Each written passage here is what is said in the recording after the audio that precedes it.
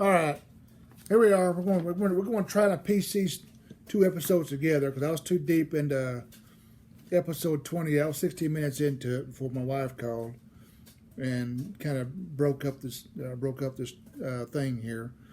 So I'm going to continue with episode 28, probably as a two-parter, because we're getting to the point where we had just got through breaking up and got was going to get back 3 months later, and I wrote a poem about her, trying to let her know that I wasn't angry, or was trying to, I didn't want to do anything ugly, or say anything ugly, or be ugly in any way, so to speak. So I wrote a poem, kind of disrupted the moment here. So I'm trying to get back on, try to get back on track here. So I hate it when people do that. Call me when I'm right in the middle of something, and then boom. So I got to start over. So I had to do that because I was too deep into the point, too deep into the episode to start over. If I was like 5-10 minutes into it, it'd be fine. Since I was over halfway through with the episode, I'm gonna try to just maybe piece it together or make it a two-part episode. Anyway, we're still at chapter 7, episode 28 of Breakthrough. Okay, and this is a heart that almost died. Heart that almost died. A love has come and gone, a very special romantic interlude. I'll miss her loving face, her loving smile, and light red hair. The long, slender body pressed against mine, the feel of her flesh, her warmth. The smell of her essence in the air, the intense lovemaking into paradise. A love so strong it wouldn't break. I'll miss my dear sweet love. But a friendship now we have, so strong that it would not be denied. I will still be there for you, my sweet angel. How lovely you are. Your warm heart will never be forgotten. My love for you will never end. So, I didn't want to be ugly. I wanted to break on peaceful terms. But like I said, the roller coaster ride, here we go. Mm-hmm.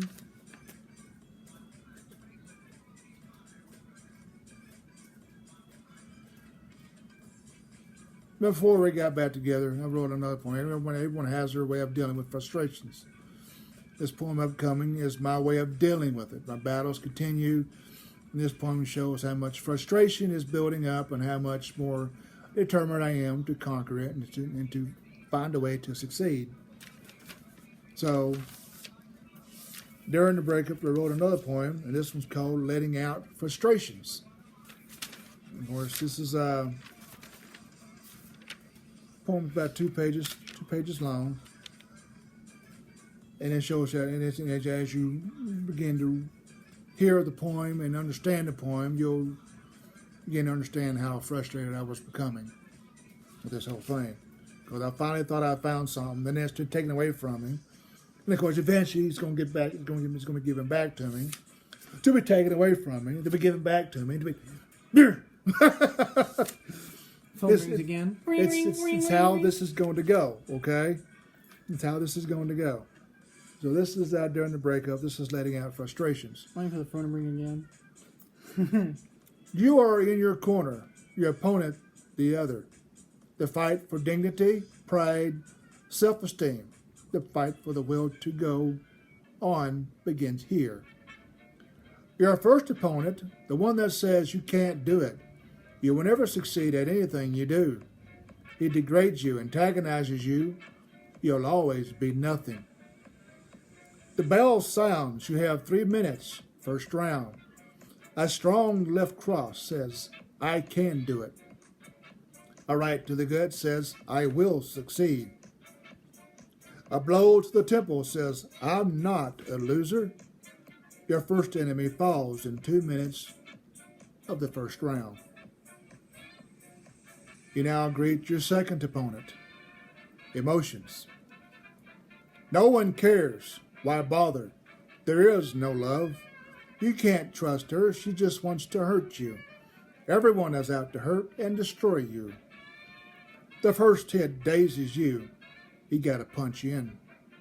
The next one, however, belongs to you. You send him to his knees with 3 body blows. I can trust her, and she does love me. I know who I am and what I can do. An uppercut sends him sailing over the top rope. The second battle is over, but your third opponent awaits. This opponent is strong. It's hidden anger. He keeps knocking you down every time you get up. He tempts you to strike back in revenge. He wants you to come out into the open, wanting you, pushing you to take everything personal. The bell rings. He comes out pounding you. You stand your ground firm, although staggering. The first round ends with you bleeding profusely. The second round begins and you begin to even the odds. You gain confidence, but still it's not enough. The second round ends, but you've gained momentum. The third and final round begins, the deciding moment. Believe in yourself, you say, and he staggers. I can control my emotions and my anger. Your third opponent, now down to one knee. Only seconds remain. You need one last blow. I will win. Your opponent falls at your feet. Sweating heavily, tired and worn out, you suddenly realize the fight has ended. Your opponents have been defeated. Victory achieved. And that, my friends, is letting out frustrations emotionally. So if anybody's ever gone through an emotional turmoil, that's what you're going through right there. That's what you're doing. You're battling your mind. You're battling yourself. You're in a constant. You're in a turmoil, trying to figure out how you're going to get through it, how you're going to succeed getting through it, how you're going to push and keep pushing and push, finally pushing the wall out of the way so you can exceed where you're going to be.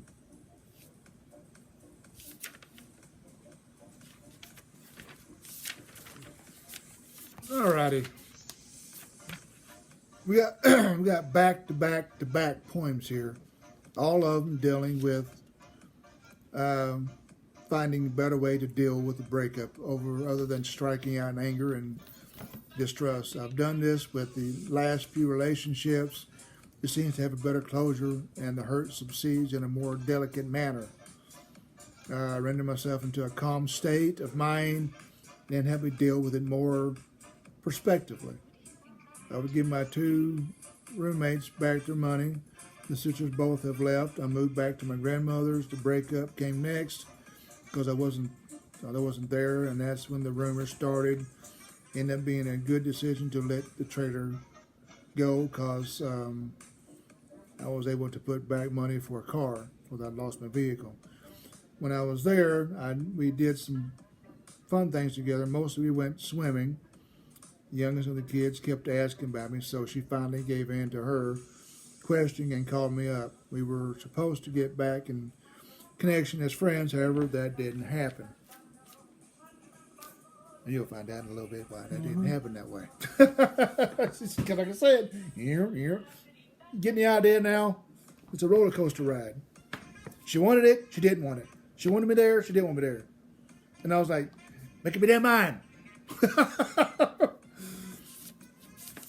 So I wrote these 3 poems here, and I'm trying to get myself into a calm state of being to find an easy way to deal with the situation and to trying to calm my nerves a little bit because I was kind of nerve rattled because I loved the kids, I cared about her, but she couldn't decide what she wanted.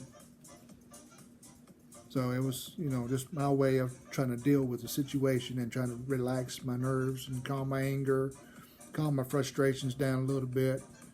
And it seemed to work a little bit. I was still depressed. I was going to get back to depression again because I've been back and forth in depression a lot. And as you'll begin to understand as we progress, as we progress, you kind of figure you've kind of seen that. That was also my whole life's been a roller coaster. I've had ups, I've had downs, I've had downs, I've had ups. I've been swung in circles, been tied up in knots. I've been chewed up and spat out. I've been, yeah.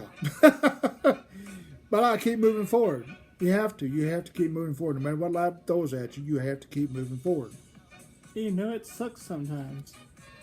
So we're going to read these 3 poems here together, and then we're going to try to piece the second half of this episode with the first half of the episode. If we figure out how to do it. If we can figure out how to do it or not, it'll just be a 2-parter. Part 1, episode 28, part 1, episode 28, part 2. We'll probably do it. You need to remember to put your phone on silent now. Yeah, well, that's sort of happened, so we're going to try to do it that way. It might just be part 1 and part 2. Of course, that'll probably end up working better anyway. All right, here we go. The first poem is Lull. Lull. Lull. I'm neither sad or happy, nor am I mad or overjoyed. I'm in the middle of a depression, hurt, calm, and then mellow. I don't know what to feel. One side says she used me, the other side, she's hurting. Don't understand what happened, closed out without knowing why. Do I hate her or feel for her? Do I wish her the best or curse her in anger? How does she really feel? I'm not mad, but either am I happy. It's the calm before the storm, not knowing what to expect. Realizing, though, I must move on. I do know, again, I'm alone, that I must not dwell on what happened. I know I'm not happy or mad. I'm just stuck somewhere in between. And of course, the next one is called Sleep. And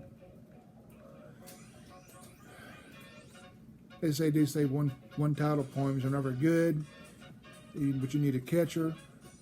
And these are actually catchers. Lull, you have no idea what lull's about until you read the poem. You have no idea what sleep's going to be about until you read the poem. The same thing with calm coming up. You don't know what calm is going to be about until you read the poem. It's an eye catcher. It's like, what's the sleep? Is he going to sleep? Is he sleeping? Is he snoring? Goes, what's he doing? Is he dreaming? Listen to the poem, you'll find out. Here's Sleep. The dark corridors, the lighted candle, and you in a rocking chair. Every other light is off. The radio playing a calm melody. A slow pace as you rock back and forth. Hands clasped in your hand or your lap. Eyes closed, headphones secured. There is no pain, hurting, or any of life's frustrations. Just you in a mild state of mind. Nothing but slight waves as the wind chimes chime outside. The candle is almost out as the music stops. The automatic shut-off clicks. A calm breath fills the room. The rocking chair stops and your head tilts forward slightly. A rain begins. The wind chimes chiming. The candle is out. The thunder, the lightning, and you.